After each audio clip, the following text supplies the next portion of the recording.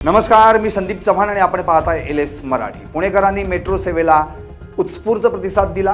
Pune metro प्रकल्पामुळे शहरातील सार्वजनिक वाहतूक व्यवस्थेला मोठी चालना मिळाली। दररोज जवळपास 2.5 लाख प्रवासी मेट्रोचा वापर करतात।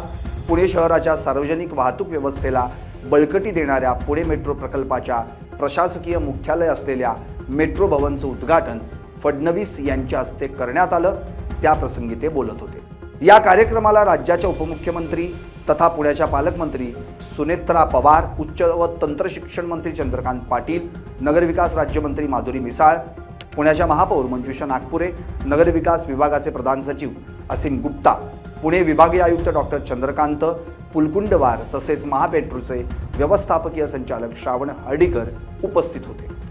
वेगाने विकसित होणाऱ्या नागरी विकासाचा विचार करून पुणे मेट्रो आणि नगरविकास विभागानं या संपूर्ण नेटवर्कचं सविस्तर नियोजन तातडीने करण्याचे निर्देश मुख्यमंत्री देवेंद्र फडणवीसांनी यावेळी दिले। देशातील सर्वाधिक गतिमानतेने पूर्ण होणाऱ्या मेट्रो प्रकल्पांमध्ये पुणे मेट्रोचा उल्लेख केला जातो। पुणे मेट्रो प्रकल्पाचं काम सुरुवातीला काही अडचणींमुळे उशिरा सुरू झालं असलं तरी एकदा गती मिळाल्यानंतर अत्यंत वेगाने हा प्रकल्प पूर्ण करण्यात आला।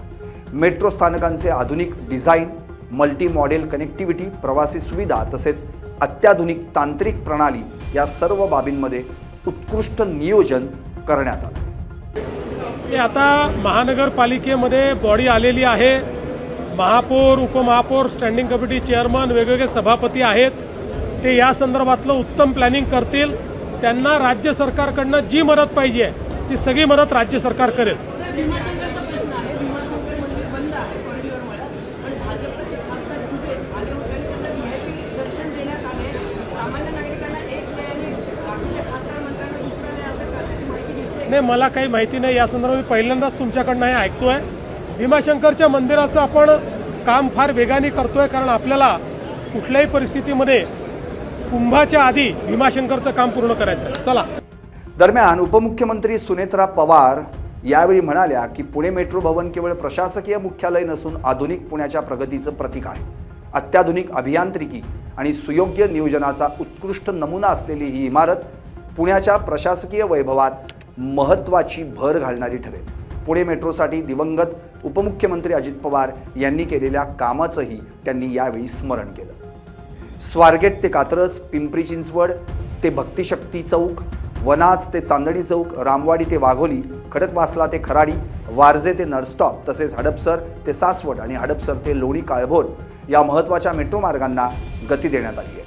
भविष्यात पुणे विमानतळ आणि चाकण MIDC यांनाही मेट्रोनं जोडण्याचं नियोजन असणार आहे। सध्या पुणे शहरात जवळपास 33 किलोमीटरचा मेट्रो मार्ग कार्यान्वित झाला आहे। टाटा समूहाच्या सहकार्यानं देशातील पहिल्या सार्वजनिक खाजगी भागीदारी PPP असलेल्या 23 किलोमीटरच्या मेट्रो प्रकल्पाचं कामही अंतिम टप्प्यात आलंय। त्यापैकी 12 किलोमीटर मार्गाचं उद्घाटन मे महिन्यात तर उर्वरित 11 किलोमीटर मार्ग जुलै महिन्यात सुरू करण्याचं नियोजन आहे। या दोन्ही प्रकल्पांसह पुण्यातील मेट्रोचं एकूण जाळं सुमारे 56 किलोमीटर पर्यंत पोहोचणार आहे। त्यामुळे पुणे शहराची वाहतूक कोंडीतून सुटका होणार आहे हे निश्चित। पाहत रहा LS मराठी।